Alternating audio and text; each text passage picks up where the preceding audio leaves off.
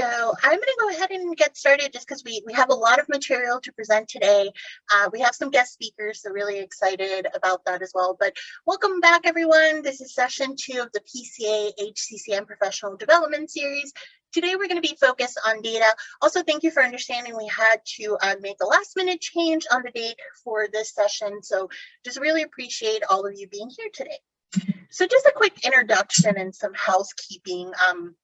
And as most of you know, we are the Association of Clinicians for the Underserved. Our focus is that transdisciplinary care in order to support clinicians. We were founded by National Health Service Corps alumni, so it's still at the heart of what we do, and we have many different programs, offer many different resources, training, networking, and the program that brings all of you here today is the STAR Center. So again, I'm sure most of you know about the STAR Center, but really from this slide, what I just want to get across is, all of these resources that we produce are free. They're available on our website. And you can also contact us at this email. That email actually goes directly to me, and then I kind of filter it to the team depending on who's the appropriate person to answer. So today, you're going to have 3 hosts and 2 guest speakers. So I'm Michelle Fernandez Gabilondo. I'm the Associate Director of Workforce Development. We are also going to have Alex Rowland. He is our training specialist and will be our other presenter. And then Mariah Blake, she is here to handle any of your tech concerns that you have.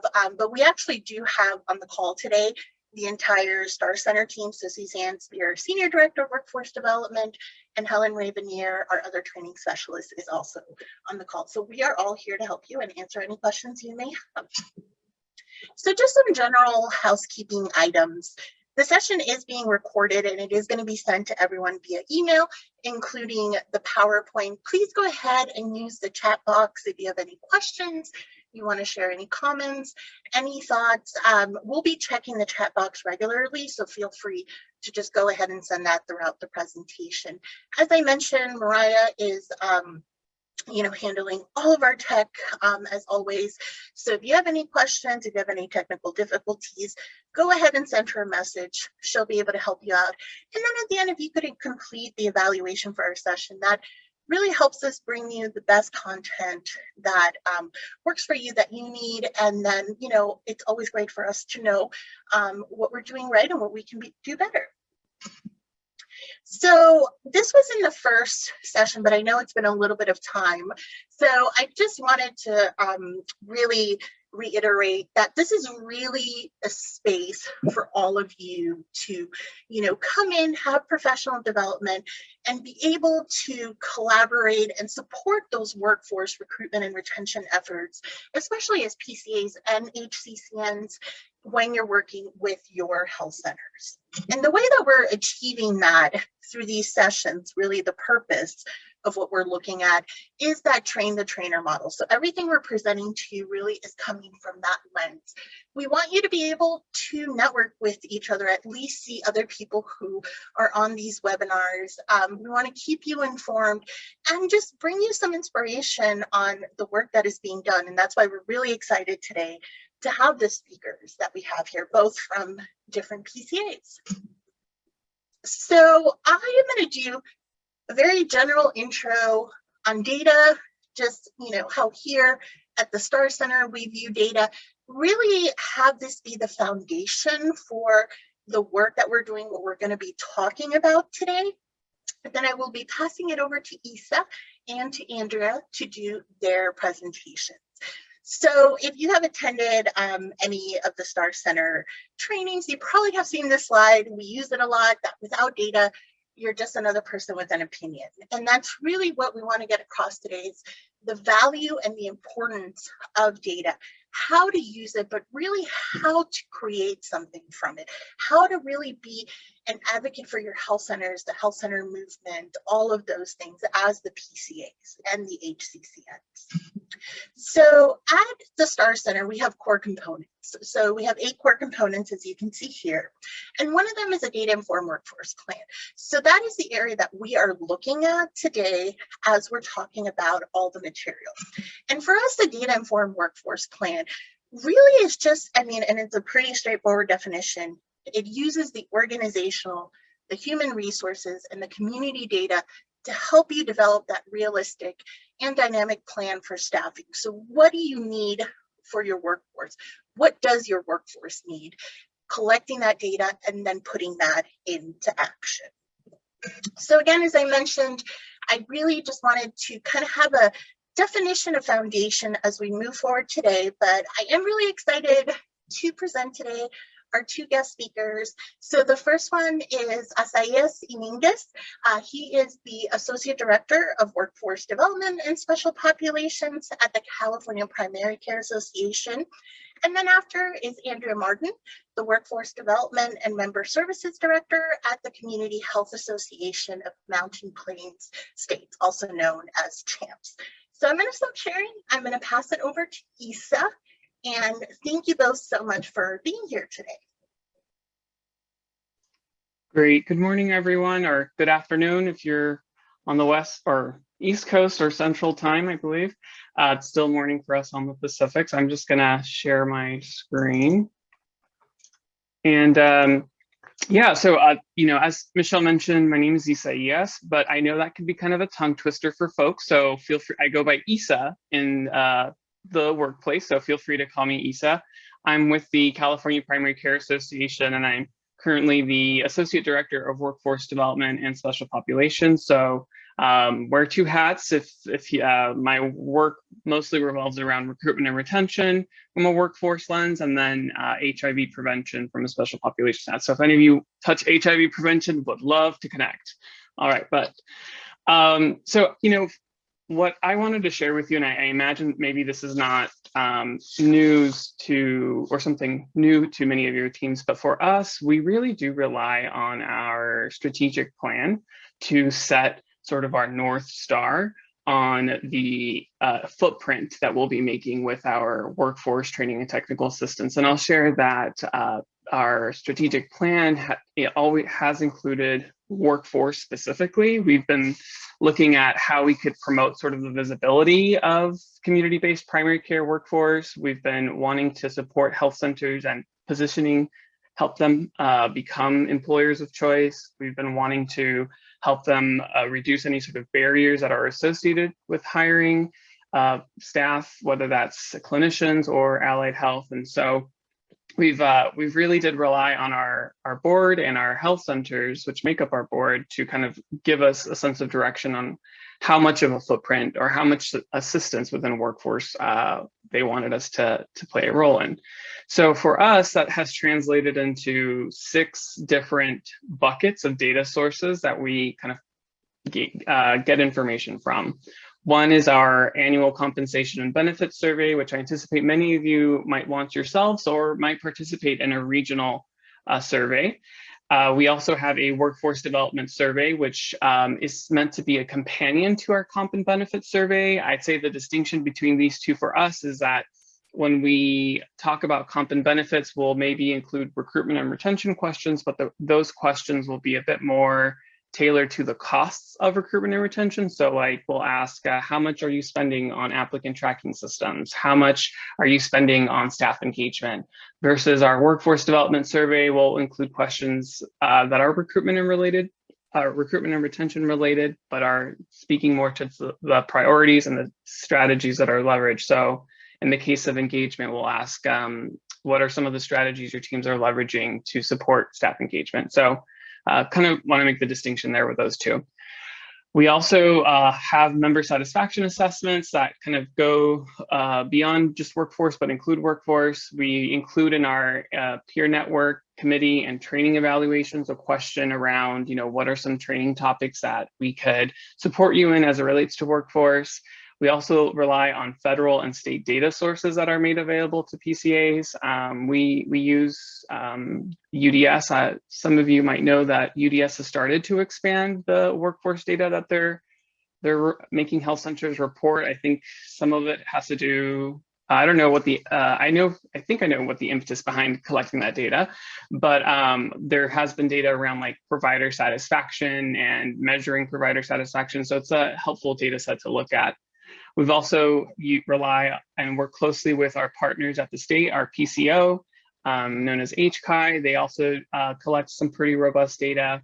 And then also from the federal side, I know ACU has some some data profiles, which does a pretty great job of marrying data sources that come from UDS, from NHSC, and other publicly available data sources. So that's been really helpful for us as a PCA to really kind of gauge where and what parts of California need help with certain topics. So definitely encourage those. And then also HRSA recently came out with what they call their clinicians dashboard and workforce supply projections.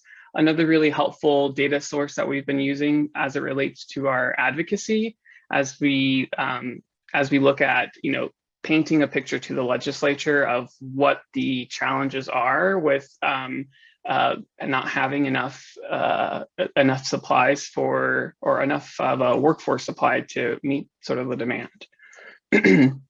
So I know we have limited time, so I won't be able to go into all of them, but I wanted to narrow down maybe on our strategy, or what I call our recipe for actionable training and technical assistance. And I'm going to drill down on how we go about our workforce survey, since I anticipate many of you might launch either a comp and benefit survey or some type of survey.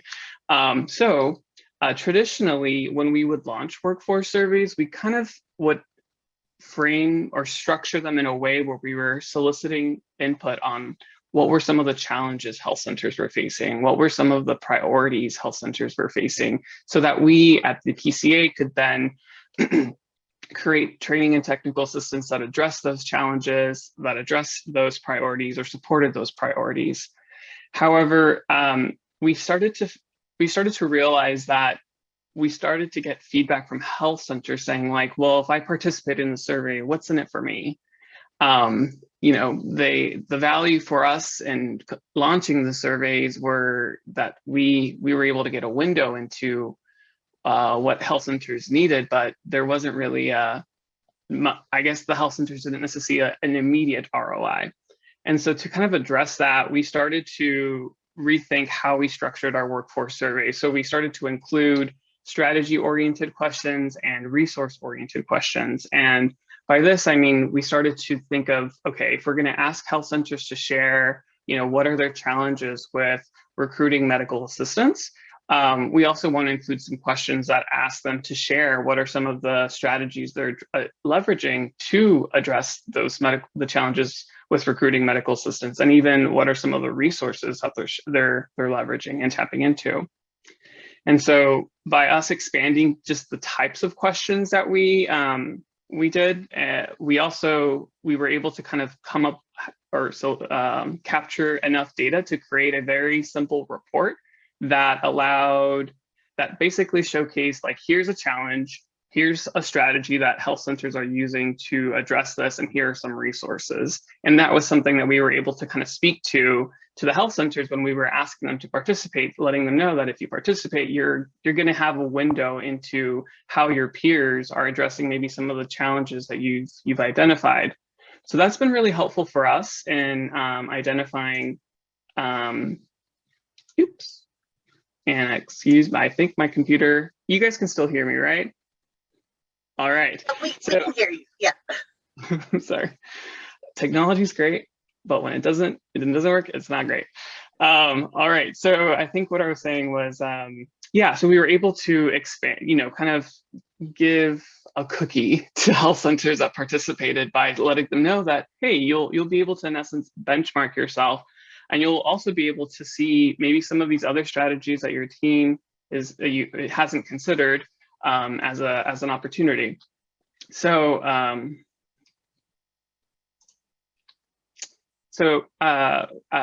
on the slide, you should see kind of like a question that we asked. We asked a question around like, well, what strategies does your health center plan to implement to recruit a diverse workforce that represents your patient population?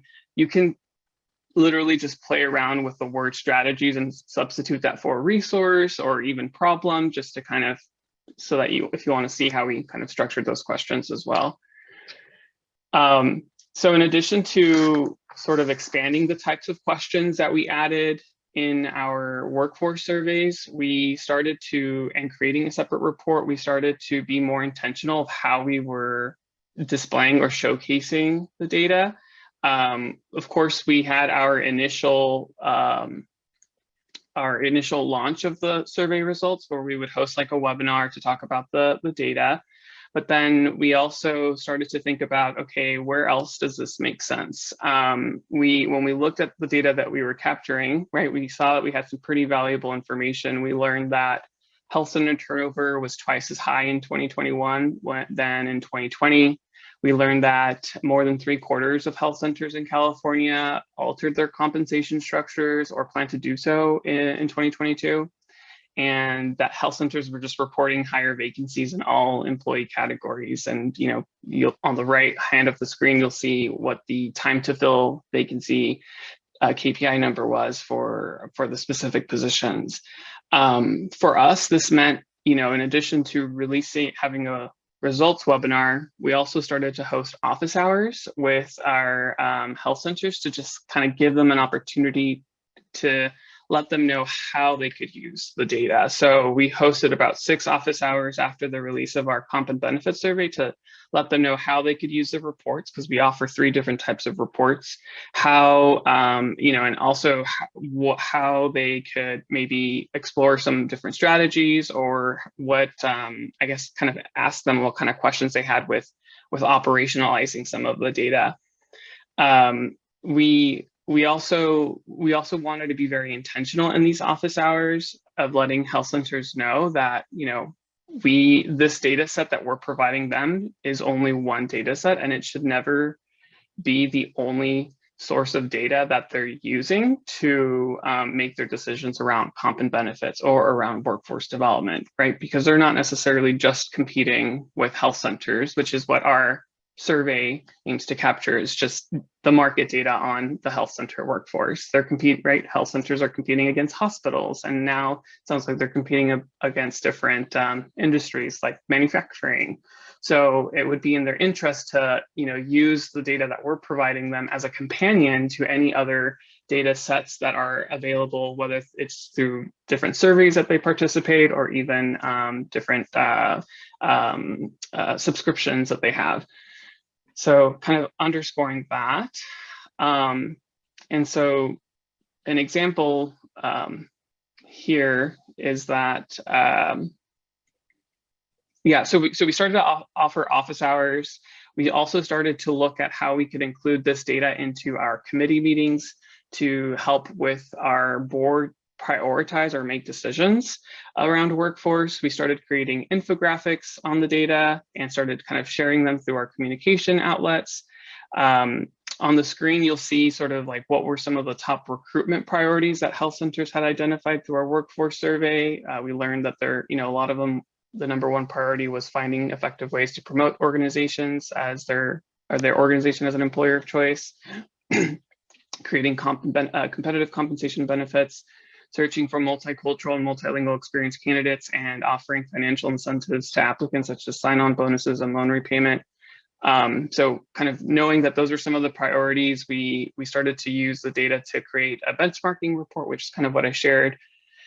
We also started to create we created a MA toolkit. My colleague Madeline did this, where she was able to use the data from our workforce development survey and see that there was an appetite for health centers wanting to build their own apprenticeship program, or even just train their own medical assistants. And so what we did with our workforce development survey, knowing that that was an appetite, the questions that we asked were tied to like, what are some of the skills, or what are some of the training components that your in-house medical assistant program relies on? Who do you partner with for medical assistance training, et cetera, to give us internally a better sense of what health centers are doing and kind of offer those in the toolkit.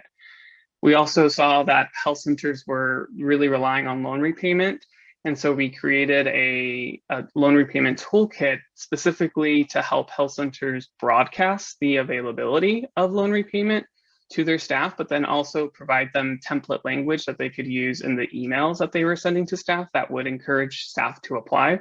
I know that was really well received by our NHSC when we received a number of emails from them earlier this year around promoting NHSC or encouraging folks to apply. So we were able to share that toolkit with them, and they appreciated that. And then also we've hosted a couple of workforce symposiums on the data. We've also started to look at how we can use our data to inform our legislative engagement, and it has helped us create a 2022 workforce budget ask. We're currently asking the state of California for $51 million in workforce. That's meant to be split between loan repayment through training, health professions education training, and residency programs, and all of that was driven by the data that we got from our comp and benefit survey and our workforce development survey. And then we've also been able to use the data to build partner engagement with different academic institutions. We've been able to kind of come together and serve on some of their advisory councils to share, I guess, the health center landscape. In California, we have regional associations that we work closely with, and so we've been able to provide the data that we have to share with them that can help inform some of their training and technical assistance for health centers. And then we're also looking at our data to build some robust partnerships with some of the vendors that focus on recruitment and retention. So I recognize I powered through that, and I realize it's mostly because I'm out of time. So I will stop there and hand it over to the next speaker, Michelle. Apologies on the extra time. No, that was excellent. Thank you. And like I said, one of the goals of this is for all of you to be able to learn from each other. So we wanted to hear from PCAs how you're working with data. So thank you so much, Isa. That was absolutely excellent. So yeah, I will pass it now to our next presenter, who is Andrea from CHAMPS. And again, Isa, thank you so much. And there was a question in the chat for you, which we could address later. Sounds good. Yeah, I can address them in the chat. Awesome.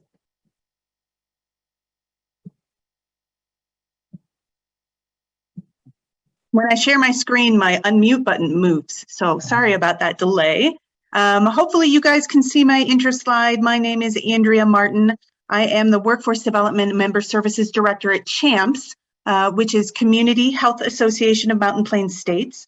I didn't recognize a whole lot of names on the list today, which is fabulous. So I'll tell you just a little bit about CHAMPS. We are a regional primary care association. There are only 2 regionals across the country. And so we work very closely with the health centers and the state PCAs in Colorado, Montana, North Dakota, South Dakota, Utah, and Wyoming. So the Mountain Plains states. So that is Region 8, HHS Region 8. Because we're a regional PCA and because we work very closely with our state PCA partners, we're a little bit different than what the state PCAs do. When the state PCAs are much more involved in going into the nitty-gritty in each individual health center, and that's not something we're able to do on a regional level, partially because we're little. So we're kind of the opposite of CPCA, a really big state PCA, and we're a little regional PCA. But a lot of our data strategy is very similar to what Isa was already talking about. We are very conscious about working with our health centers and our state PCA partners to make sure that whatever we're doing with data is very useful, immediately useful if possible to our health centers. So are they able to utilize the results to compare themselves, benchmark themselves, use the results in sort of strategic planning internally? Are they able to utilize the information immediately to craft different policy updates or procedures updates that they might need to do within their own organizations? And then of course, very importantly, and Isa was talking about this at the end too, how is it informing their discussions with their policymakers, state, regional, national policymakers as well? So CHAMPS also utilizes the data that we gather in a variety of ways. Obviously, I'm sure all of you as PCAs do this. You're using it on your work plan, right? You're using it to report why your PCA performance metrics are where they are or not where they are. Using it to report to your project officer. When your project officer says, hey, what's going on with your health centers in your state or your region? This is some of the stuff that we're pulling from. We are pulling from our evaluations. We have needs assessments, we have big surveys, we have peer groups, we use partner data, we have discussions with our governing and advisory groups. But today I was just going to address just a couple of the different projects that we have and how we utilize them. We do only a very little bit of population data that we look at. So we have some data summaries that are looking at demographics in the region, behavioral or health behaviors, mortality issues and things like that. So it's more of the greater population and not health center specific. We update those annually. We're looking at census data and other publicly available, usually federal data, and just updating them once a year, just kind of giving us a good look at what's happening with the populations as a whole within our 6 states. We then, of course, try to use, just like I'm sure most of you do, partner data and how can we look at it in a way that is a little more useful within our region. So we have our own Region 8 roll-up of UDS information from each of our states, looking at the grantees, looking at the staffing issues, visits, different kinds of patients, looking at clinical and financial performance and different factors that impact that performance. Again, so people can take a look and see how they compare with others a lot of times. Of course, we also look at the HRSA COVID reports as well. And then we do a lot of our own data collection. We work very closely with our state PCA partners on an annual needs assessment, so a training and TA needs assessment, which I'm sure many of you also do.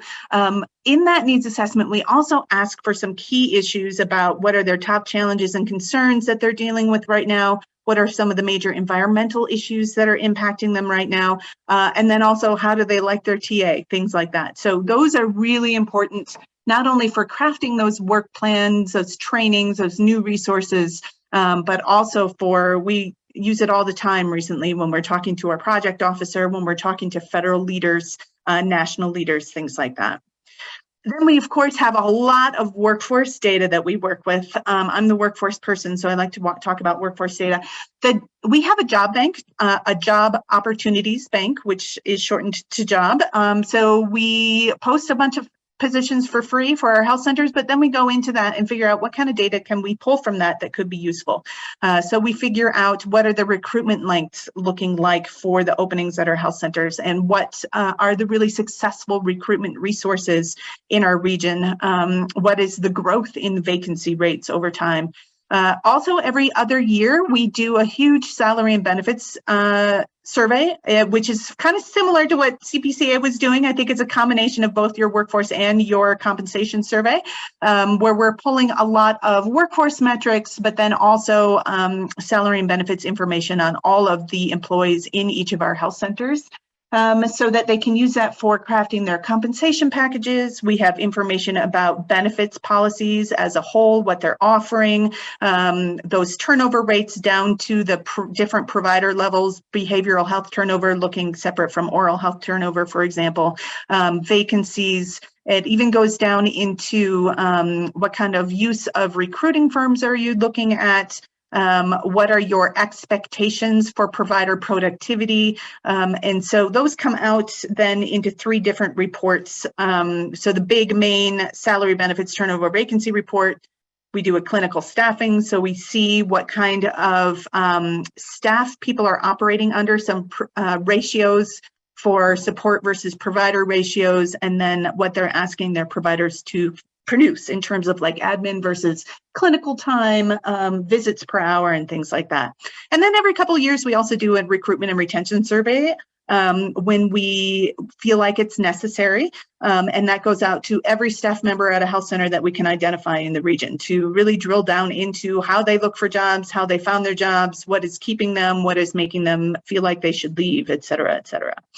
So there's links on the slides that I think that Michelle is going to be sending out at some point that can link people to all of these. I'm happy to talk more about them. But really what I wanted to end with, so I don't talk too long, is a couple keys for me is always number one, I have to, well, like Isa was saying before, it has to be useful, right? We want the health centers invested in submitting the data and so that we can use it when it comes back.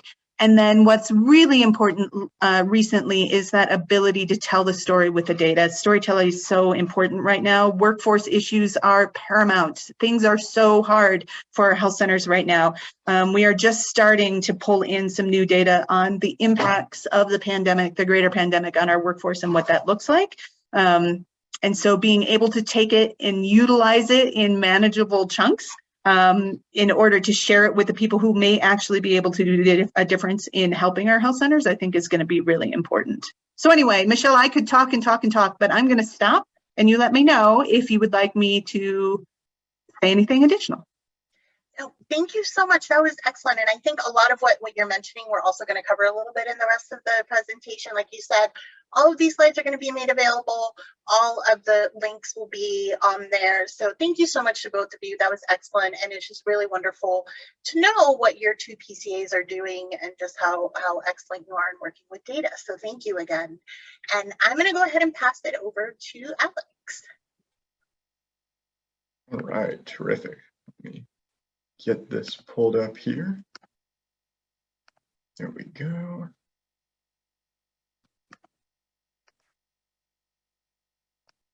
Okay, can everyone see everything okay? Excellent. All right.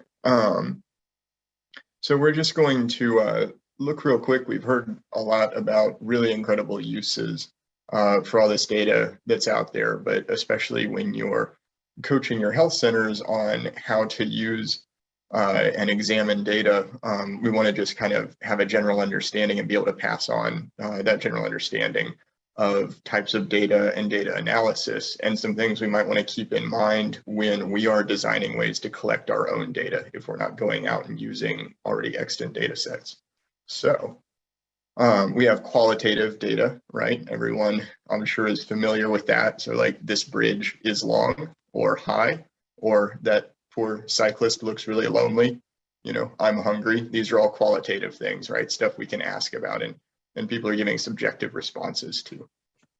Then we have quantitative data, which is very often measurements, but ultimately it's just numbers, right? So that building, the Leaning Tower of Pisa, is leaning at a 3.99 degree angle.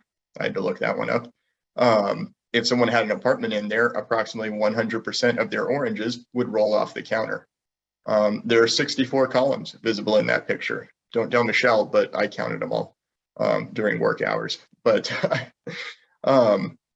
so these are just any measurements that have numbers associated with them. So quantitative data can be subjective measurements. Like I'm sure everyone's familiar with something like a Likert scale survey where you're ranking, you know, like I am ticklish. 1, I agree. 2, I somewhat disagree. 3, I somewhat agree. 4, I strongly agree, right? And we can get what would be qualitative data and kind of transform it to quantitative.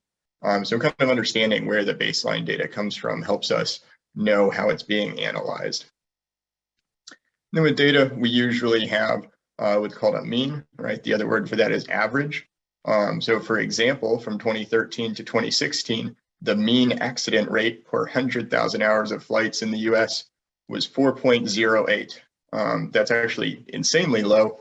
Airplanes are really safe, just not the one that is in this slide image. And then we have standard deviation, and that helps us understand that mean, that average, how much agreement was there with that between all the other samples that were taken, right? So if I ask people to rate something on a scale and they come back with a bunch of 3s and a bunch of 5s and a bunch of 6s, those are all the answers. Those have much more agreement. They're much closer to that average, if you take the average of all those numbers, than if people had responses that were all the way from like 2 and 3 and 4 on up to 27 and 32, right? Those numbers have big differences between them. So when you take the average, that deviation from the average is going to be really high. So what that really means for us is if something has a large standard deviation, it doesn't mean that those numbers are wrong, but it means that we can't generalize as much based on the average. Okay, and then we have lots of issues with data. And so bias, which doesn't have to mean the really bad bias against other human beings. Bias is just a lens or a tilt to the way that we think. And so it can be much less obvious, but it can affect everything from data collection on up to how we look at and interpret data. And so there's tons of different types of bias. Confirmation bias, we're looking for something specific because we already have an idea of what we hope the data is showing. recency bias. We've seen something more recently, and so we tend to assume that is more true. We can also have a bias towards different types of data. Very often we'll think that quantitative data are more reliable or more true than qualitative data. So just being careful of that bias, because it could be something like, it takes us on average 12 weeks to hire a new medical assistant if one quits. Well, if I only ask 2 people how long it takes, and that 12-week average is just taken from 2 samples, that might not be as good a data set as something that is qualitative, like it takes a long time or it takes a short time, but I've asked 100 people and they all said, oh, it feels like it takes a really long time. Well, that actually might be much better data. So just being aware that we can have biases. And then there's also issues with data collection. Like if you're doing surveys, survey fatigue, I think we all are very familiar with that one. But then, anonymity, people might change their answers, whether something is anonymous or not. It might be really important to decide whether a survey or some other data collection can be anonymous. Do people understand the questions that are being asked? Or if we're examining the data, do we truly understand what the data are representing and where it comes from? And then sample size, like we talked about before, a smaller sample is usually less reliable than a large sample. So just being aware of all these issues and remembering to communicate them to people when we're coaching them on data, because it's very easy to forget and just start assuming that all data is good or the same. And just for people to be kind of critical and try to think like what might be missing from this picture that the data are painting. And so if we're going to do our own data collection, there's, it can be a really challenging process. But to try to narrow it down a little bit, we just want to think first, what do we want to know, right? Like what problem are we trying to solve? And then what specific information do we need to find to be able to start working towards a solution to this problem, right? So if it's retention for employees, well, some of the data we might want is how often do we turn over employees? What is our retention rate? That's going to be really key to understanding this larger issue. And so we got to think about what's the best way to gather that data. Would it be to use a survey for retention rate? That may not be the best way to do it. We probably have that information already through HR departments. And so what's the best way to gather that data? Well, talk to the HR departments and we can get, it's probably be quantitative data, right? What challenges might we encounter with the data? Like what's going to mess up our attempts at collecting it? Like I think this would be an unusual example, but if an HR department didn't track employee turnover in any way, like that would be a huge problem. And then we might need to start figuring out a better system to collect that information and figure out some other way to get that data. And then interpreting that data correctly, right? When we're talking about turnover, are we talking about the last day that the person is in the building, or are we talking, is all our data coming from, oh, this is when their last paycheck went out? So it's like a couple weeks after they've already left. Like, how are we looking at this? Or are we looking at the space from, person leaving to new person signs a contract, or that new person actually starts? So just making sure that we're interpreting what the data say correctly. And then kind of our final thing is just follow-up. If we're asking people to provide us information, that's especially important with surveys. One thing that leads to survey fatigue really quickly is when people don't see anything resulting from it, especially if a health center is doing like staff satisfaction surveys. I'd say one big important thing to coach them on is like employees need to see that something comes out of that. They need to see something come out of it fairly quickly. So making sure they have some plan for follow-up and follow through on that data that's being collected if you're asking people to take part in that collection. So I think that's the biggest takeaway, is just working to make sure that there's real tangible follow-up for employees if you're asking them to do this additional data reporting like through surveys. And I think that is it for me. So I will turn it back over to Michelle. Thank you so much, Alex. And a lot of what I'm going to talk about really extends from that follow-up component because, oh, let me put it in presentation mode.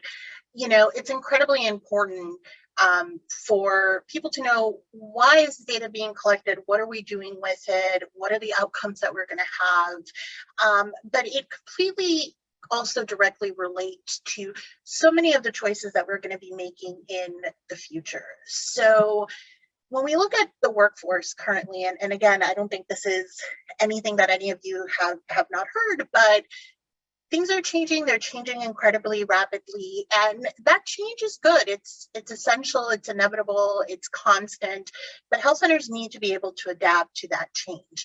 And one way to really understand that is to collect the data around it, and really have a concrete understanding for why that is happening. So, you know, it's really great when we saw the presentations from Isa and Andrea, is a big part of what they're doing is that is helping understand these different changes that are taking place in the workplace. Again, everybody knows we're very much in the Great Resignation. And this is more just to highlight the extent of it. You know, 33 million Americans have quit their jobs since the spring of 2021. And one of the highest hit fields is healthcare. So we can see that. We're able to see that. Health centers are able to see that. But when you're able to also quantify it, it helps you understand the scope of what is going on. So when you're speaking with your health centers, when you're talking to them about why data is so important, or why you're collecting data as well, you know, it's about having that data-driven approach in order to be able to quantify a problem. You can identify those root causes, see how changes can be made. And then with us being one of the workforce and TAPs, and it's a fundamental part of the health centers going in and putting this into their comprehensive workforce plans, really having the workforce plans be grounded in the data that they're working with. And I see there's something in the chat and I just want to make sure. Okay, perfect. So all the questions were answered. And we will leave a little bit of time at the end for a Q&A, and Lisa and Andrea are also here to answer your questions. But as I said, you know, the work that health centers do really needs to be grounded in data. And when we're looking at the changes that are taking place in the workforce, when we're advocating for what health centers need, for what the health center workforce needs, those roots really need to be data. You need to get that information, but it shouldn't be a bias, as Alex mentioned, solely to quantitative, because numbers are nice, but very easy to gloss over. So you need to have the qualitative component to really put in that heart of what you're trying to do. But once you have that, you can build strategies from it and let it, you know, it was very cheesy, like the tree that's here, but let it bloom into those results and actions. Because if we don't have that, people are just going to say, well, we're giving you a lot of information. We're constantly giving everyone information. We're burned out from doing this. It's just an extra thing that we have to do. But what is the point of it necessarily? So that tangible result, that tangible action needs to be there. And I want to take it back just to the reason why you want to start with data, you want to ground it, but you want to put it in your comprehensive workforce plan. So this is the definition that we created for a comprehensive workforce plan. This is the HRSA approved definition. And as you can see, one of the very, very first components is an assessment. So again, as you're looking at your retention, your recruitment, your development efforts, and that's where all of your HPET work also goes into establishing your action plans, it needs to be grounded in that assessment. So when you're working with health centers, helping them put together their comprehensive workforce plans, it's really connecting those dots as to, you know, why is this even being collected? And again, it's just to better understand what is happening in their space. So you can look at, you know, the national data, you can look at state data, but it's also really important to collect that internal data to know what the workforce needs. And that data can come from a lot of places. Also, on the flip side, this is also why so much data is consistently being asked, because there are so many sources of it. So again, make sure to always join that with action steps behind it. But when, you know, you're looking at health centers, the data that you may be collecting from them and the data they themselves need to collect. There's so many ways that they can go about it. They have community data, organizational data, human resources obviously holds a huge amount of workforce data, probably the most, but they're not the only place. You know, you need to just formally speak to staff, understand, and be able to know once you take that qualitative information, what can we do with it? How can we tell a story behind that? And as PCAs and the data you collect, it really will also help the health centers tell their own story about what their needs are. And even though we're talking about workforce, make sure not to neglect the importance of health centers collecting patient data, client data, because there's huge feedback on how their workforce feels and the type of services they're providing. And this directly links back, again, I think everything connects with each other. So you want to know what the workforce needs are. You want to focus in on workforce satisfaction. You know, where are the issues that are coming up? How are we identifying them?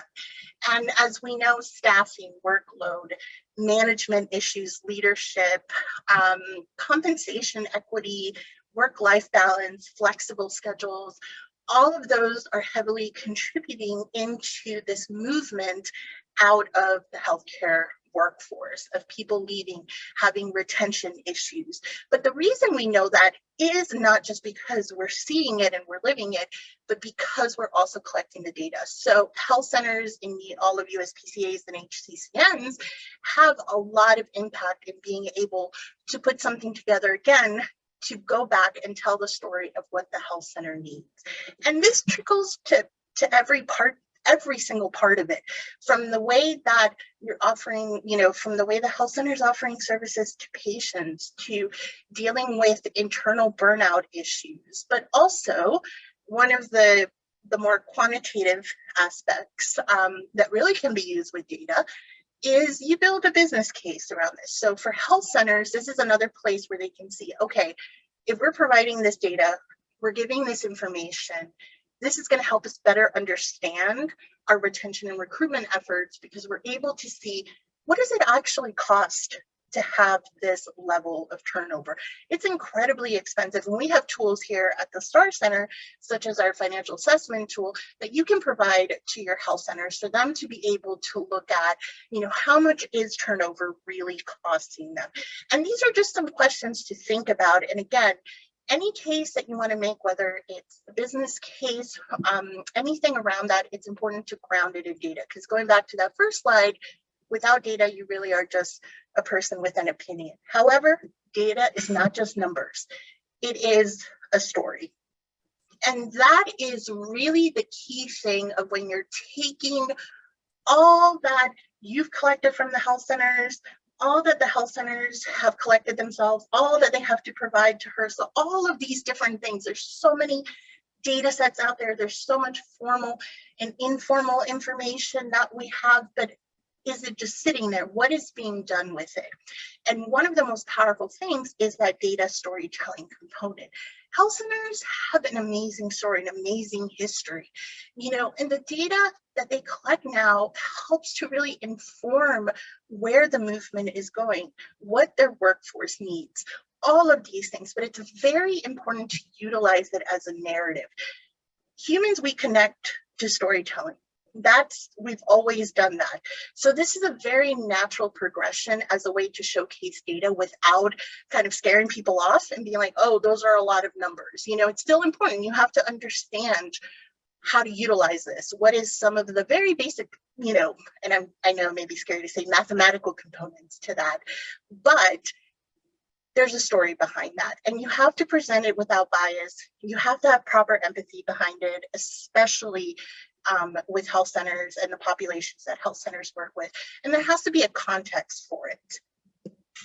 Data and storytelling is nothing new, but it can be an incredibly powerful tool to advocate for the health centers, for the workforce, in order to get them, again, to meet their needs. But when we're looking at, we have to be very careful because there's so many different surveys, there's so many things that we're collecting, and sometimes we're not able to take that step back and just ask ourselves, our own question as we're building these surveys, as we're collecting this. Are we asking leading questions? Is there an open-ended versus closed-ended questions? What are the scales that we're using? Are we using the same measurement throughout? So every time that we put out a survey, are you measuring it in the same way to ensure that there is some reliability, that there is validity? So the reliability is really that it is consistent across the board, and the validity, which I can never say that word, is about the accuracy in your results. So this is why, especially with what Alex was presenting, it's important to understand some of those the more granular aspects of this, because it can tell us a lot about how we're collecting the data. And if we're not collecting it the right way, if we're doing it in a biased way, then we're really not getting what we want out of it. Is the language appropriate for everyone who is taking these surveys? Do they understand the terminology? Are you continuously testing, are health centers testing what they're putting into play for their workforce? How are they implementing it? Are we making a conclusion or an assumption?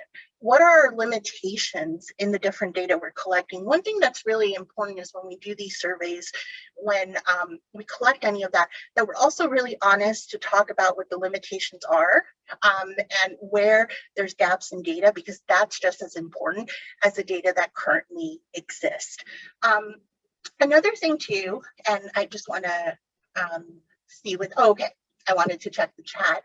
I thought that there was something on there, is that when you ask these questions, when you're trying to understand the biases around this, because many of us are not data scientists, but you don't have to be a data scientist to do this. You just have to be really focused in on how your collection methods are. Are you being honest about the complexity of what you're getting? So when you're putting something together, where is the data originating from? Who collected it and why? What were their intentions? What is it measuring? A lot of times we want to collect a lot of data because we feel like we have to, especially in healthcare, but we don't go into it knowing what our outcomes are going to be or what are the measurements we're going to use. So really have those defined outcomes. Is there transparency? Again, are the limitations addressed? And then do the conclusions actually reflect those raw data results? Again, a big part of collecting data is to show our value. So I always caution against using data to fit the storyline that you want, but letting the data tell your story, because that's incredibly important. You need to know where the challenges are, where the strengths are, and health centers need to understand that, because if you come at it from the other perspective of just having data in order, to meet the metrics or to show that there's value solely and nothing else, no story behind it, none of the limitations, then you're really doing yourself a disfavor, because so many of your needs as a workforce, as a health center, your role as PCAs and HCCNs working with them, are really, those gaps are still going to be present and existing there, even though the data is telling you that that is something that you need to look out for. And that is how change takes place. That's how you're able to take all of this information, it's a lot of information, and create substantial change, work alongside your health centers to make that change for your workforce. So you're able to increase the retention that is taking place. You're able to have better strategies for recruitment. And then in the end, serve the patients and the community in a much better way with a workforce that is, feels well, they're happy, and they like the place where they work. So as I wrap up today, I did want to bring up, and I know Isa mentioned this as well, our data profile. So this is available to all health centers. This is a great tool, a great data visualization tool, a great way to examine different data trends, look at where they stand nationally, within their state, all of those things. It's free for them. They have access to it. And as PCAs and HCCNs, you do as well. You'll have access to the data for your state from your health centers, but you do have to sign a data agreement. And if you haven't received this yet, or you haven't had access to it, we are going to be releasing a new one at the end of the spring. And Mariah Blake, she is your go-to person for this, but I'm always happy to offer more information on the data profiles, but it really is a great resource to use. So I do want to open it up for questions, but I do want to make 2 quick announcements. So our next session, I know a lot of you have talked about understanding the difference between strategic workforce plans, comprehensive workforce plans, how it fits in with HPEG. We're going to be having a session focusing specifically on that. We're going to have guest speakers from HRSA. We're going to talk about what was formerly known as the Strategic Workforce Plan, which we now are calling the HPEG Plan, and how it fits into the Comprehensive Workforce Plan. So please go ahead, register. If you're already registered for this one, you'll have the link for the other one, but I did not want to forget that because I know that this question was asked a lot. And of course, this goes into the data components. This is part of data you're collecting to help underscore these plans that you're building. So that was the presentation, and my last announcement is we also have a workforce symposium and our retention and recruitment workshop. We're going to be doing it in person. We haven't been in person in really long. It's going to be in Nashville. So if you're interested, please register. The slide, we'll send it out. It has a link here. You can register. We'd really love to see all of you there. So just thank you so much. A few other slides just have our extra resources that you can always look up. This is how to get in contact with us, but I do want to make sure to open it up just for a few minutes of questions. You've got one at the bottom of the chat, Michelle. Okay, perfect. So Lourdes said, do you have a time frame for the last health center profiles?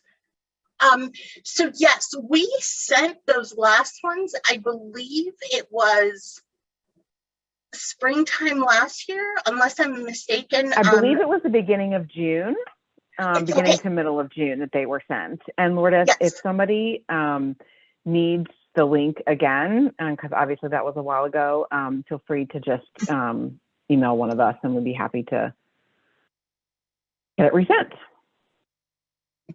Yep. Thank you so much, Suzanne. Yep. And, you know, just contact us right here on this information. I'll make sure to get you in contact with Mariah, and you can get access to that.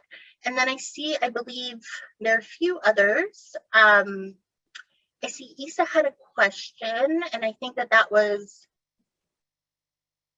use software to summarize NLR. Oh, you were asking the group, Isa, sorry.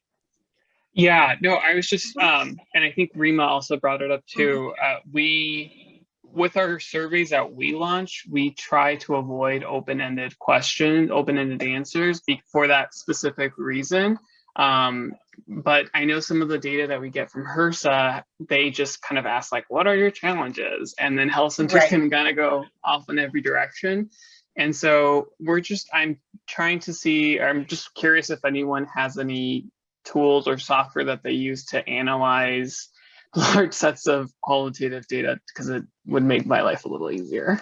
But and Isa, one thing I would also say with qualitative, because as I talked about the importance of that, I totally agree with you. I think when you're dealing with such large data sets, the qualitative component is very difficult, and then you're trying to, you know, if you need to code it, those type of things. But I think internally for the health centers, you know, it's something that we advise that it's a good thing to have them collect that, whether formally or informally, that at the baseline, people are talking to that, that leadership is speaking to their workforce about what their needs are, so that internally they're able to make some of the changes that take place. But it does get much harder when you go on the, the much larger level and you're collecting qualitative data across entire states, entire regions. I don't know any programs specifically. I don't know if anyone in the audience does. If you do, if you could put it in the chat or email us, that would be great, because then we can share it with everyone. Okay, so I see that we're right at 3 o'clock, at least here in the East Coast. I just want to say thank you so much to everyone. If you have any other questions, feel free to reach out to us. We're here to answer anything you may have. Oh yes, Mariah, thank you. Please fill out the evaluation that just popped up on the screen. Again, I want to say thank you so much to Isa and Andrea. Your presentations were excellent. I know many people got a lot out of it, so really appreciate all the work that you're doing, and Alex as well. And I hope everyone has a great day. Thank you, everyone. Sounds good. Take care, everyone.